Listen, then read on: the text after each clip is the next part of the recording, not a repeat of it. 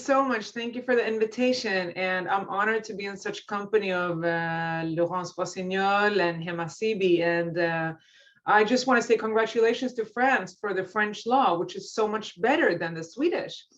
I mean, I was in France. CAP, actually, your institute, Hema, invited me to be prior to the French law to speak about the Swedish experience.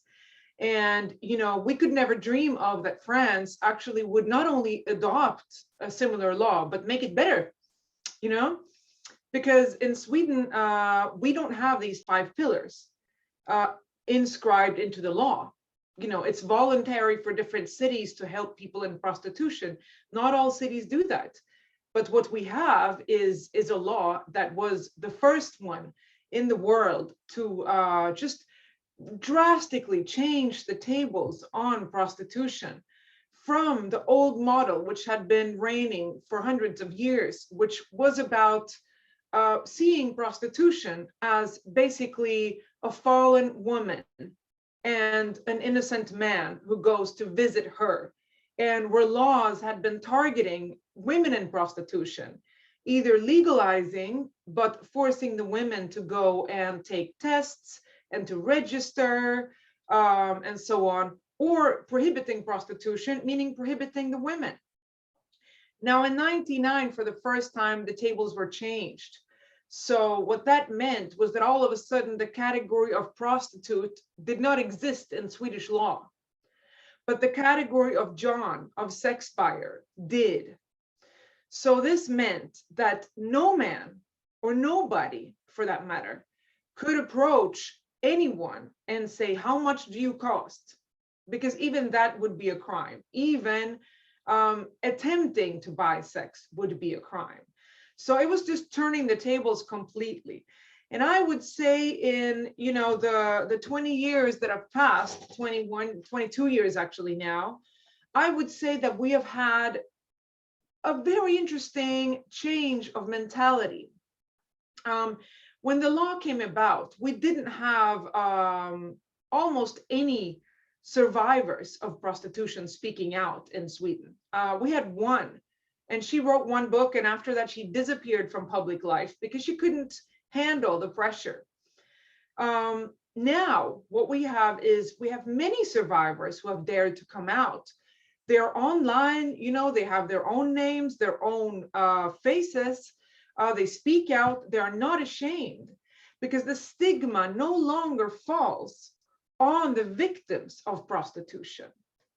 On the other hand, about a year ago, we had a famous Swedish, he was a boxer, he is a capitalist, he owns maybe 8 different companies, he sells pasta, he sells different food, he's always on TV, he's like a famous character in Sweden called Paolo Roberto. He's been in public life for the longest time. He was caught in the middle of the night by Swedish police, having paid for sex from a trafficking victim from Eastern Europe. So overnight, his career was destroyed. He lost his companies. He was deleted from Swedish TV. And he was unfollowed by, you know, thousands of people. And his girlfriend also left him. So I think that's very clear to show that the purchase of sex is no longer acceptable in Swedish society. You cannot, as a public person, get away with paying for sex. That you pay a price. And the price, if you are a public person, is much higher than the little fine you will pay. Because, you know, let's be honest, most sex buyers here, they don't go to jail. What they do is they pay a fine, depending on how much they earn. The fine itself is not the big problem for the sex buyer. You know, he could just see it as, you know, paying a little bit more for what he's already bought, right? So the problem for the sex buyer is the fact that he will be registered as an offender. He will get a letter home. His wife or his kids, who usually arrive home before he does, will see the letter with his name on from the police, maybe open it and ask, what is this? Why is there a letter from the police here? You know, divorce. So that's one problem. And then the problem is maybe if he has an employment, he's breaching the code of conduct in his company, so he might lose his employment. So you really have a total change here of stigma. Whereas, the pro-sex work lobby always speaks about, the only problem is the stigma.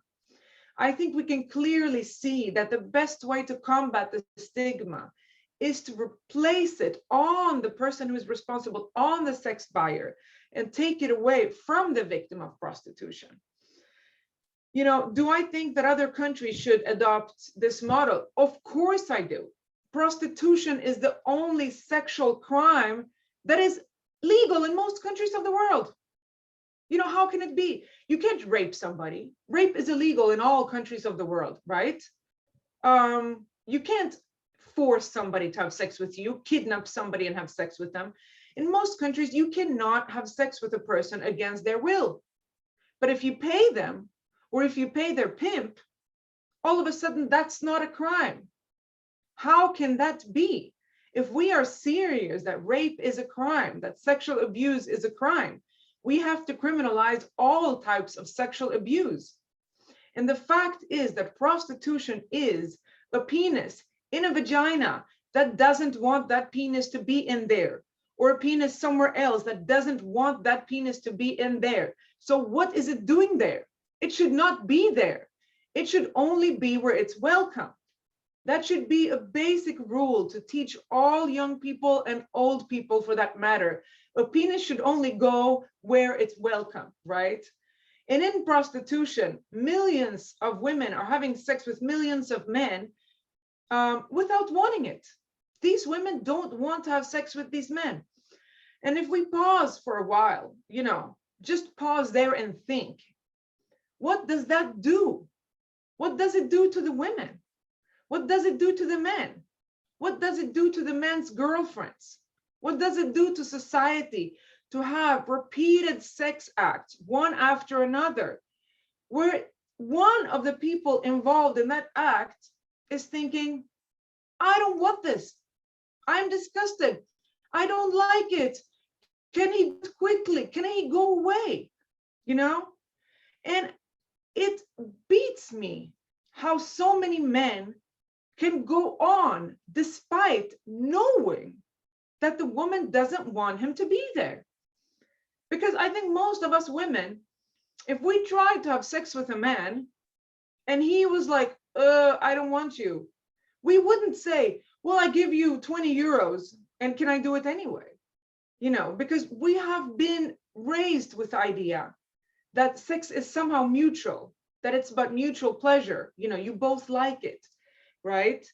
Whereas what prostitution does, it spreads the idea to men that women are some kind of commodity, that you can just take a body and use it. You don't really care about what she thinks, and you can still get a hard on. You can still be excited, even though you can see that she doesn't like it, right?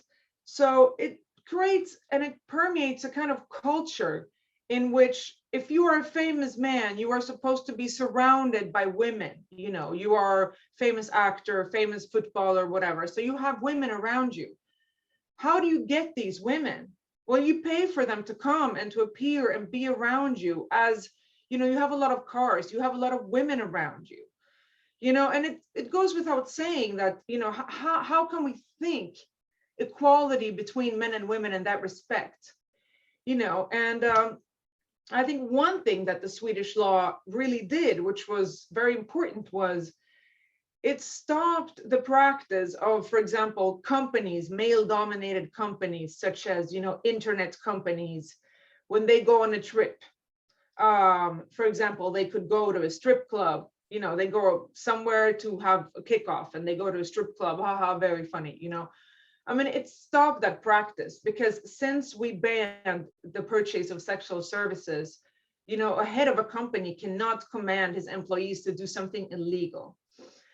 So it really shows the importance of a law. This law that we have is a result of 30 years of research. During those 30 years, so many testimonies were collected from women in prostitution, who were basically the ones to explain to us what prostitution was about, that it was a tragedy, that it wasn't just something to laugh about or something funny. It was basically a human tragedy. It was the exploitation of incest and sexual trauma in childhood. It was the intersection of patriarchy and capitalism, because prostitution is making profit out of sexual abuse. And that is why it's so difficult to get rid of. That is why it's the only sexual crime that is legal in so many countries, because it's the only one that generates profit. So you have all of a sudden two ancient systems. You have patriarchy and you have capitalism, and they both intersect in prostitution. So that's why it's so difficult to get rid of. Well, all this was realized during the 30 years of research. But during those 30 years, most researchers still thought it was possible to get rid of prostitution with education. We were always talking about education, go out in schools and speak, change society, get rid of poverty first. We have to first eradicate poverty and then prostitution will go away. I mean, basically, all these things that will never materialize. So at the end of the day, if a man wants to buy sex, he's not going to change because he sees some poster in the metro saying that, buying sex is bad or something. But this law, it really changed the attitudes of a lot of men. So the concrete results we had in the first years was that the number of men who paid for sex went down from 1 in 8 to 1 in 13. Right? If you compare that to Germany, where the sex industry is legal, you have 1 in 4 men who pay for sex. So, I mean, I would say culturally speaking, Sweden and Germany historically have been very close. But when it comes to attitudes about prostitution, we are so different, so different.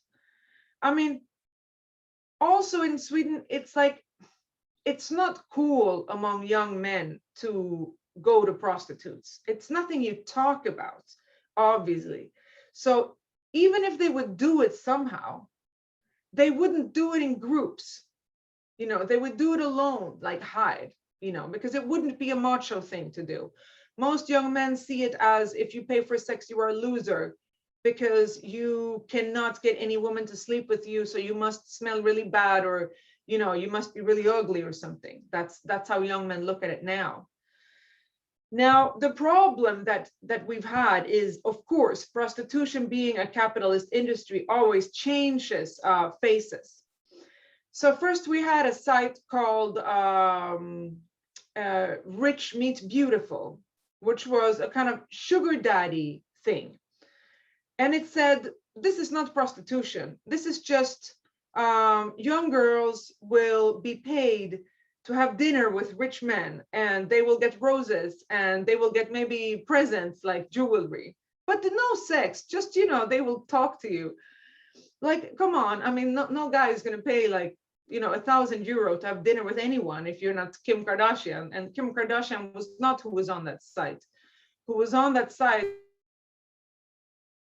was, they were going to meet Richard Gere, but who in reality would meet the same Johns who wanted sex per hour. So basically there was no dinners involved, there was no flowers involved, it was plain old prostitution. Now, it has been difficult to prosecute those sites legally, and that is a problem that we've had legally, making sure these sites disappear. Now we have something which is worldwide called OnlyFans, where young girls are getting naked and doing sexual favors for men in exchange for money. So these are like the new faces of prostitution. And the problem that we have is that every time prostitution changes face, we have a new debate. And then it's like as if we have not had 20 years of this law, and we have not had 50 years of debate about this. All of a sudden it's like, oh, this is good. Young girls like this. And one problem we have is that the journalists who write about prostitution are usually not experts. They are always new to the subject. So, I mean, this baffles me, because I could never write about, the meeting between Joe Biden and Vladimir Putin if I didn't know anything about geopolitics, you know, if I was a new journalist. But apparently I can write an article about prostitution without having studied, you know, Geneva Convention, without having studied basically like, the Convention of 1949, without having met a single prostitute, you know, all these things happen every time. And that's why we have a new debate about the law every time we get a new site advertising prostitution. So we need for the media to actually step up here and, you know, understand that prostitution is a difficult subject. You can't be new and write about this. So that's one problem that we have. Another problem that we've had is that, you know, the French law, as you were saying, Hema, is a tool because it's so wide. Whereas the Swedish law is not a tool, it's just a law. A law says what you can and what you can't do. So all the other things, whether the police is going to dedicate resources to fighting prostitution, or whether there are going to be social programs for prostitutes, it depends on each city. So during a couple of years, we can have a city that has great work against prostitution because we have a police officer that's really motivated. And then all of a sudden there is a gang war in Gothenburg and all the policemen are doing gang war and nobody's thinking about prostitution. So it goes up and down. I will say the law is here to stay. It's not going to go away. Now what we're discussing in Sweden is to take away the fines and actually have prison as the first punishment for sex buyers, which might change, you know, and I have hopes for the future. And I'm really, to end this again, I'm really inspired by the French law. So if Croatian lawmakers are listening to this, I think actually don't study our law. I think you should study the French law. And I say this to the Spanish too, because it's so much better. And it makes sure that every region has to dedicate resources to this. Because the problem is, as we all know, I mean, people in prostitution don't really have a voice. So when a region decides to cut down on healthcare, cut down on free psychologists, free therapy, who are the first to go? People in prostitution, because, you know, they're not going to speak up like the middle class does. So that's why it's so important to legislate about this. And to end with this, you know, I don't see any human cost in prohibiting the purchase of sex. Nobody in Sweden misses the days when we had prostitution. Nobody says, oh, it was great when we were walking the streets and there was prostitutes lined up after each other. No, because frankly, nobody misses that. The only thing that happens when you prohibit the purchase of sex is that men have to find women to have sex with who want to have sex with them. End of story. Thank you.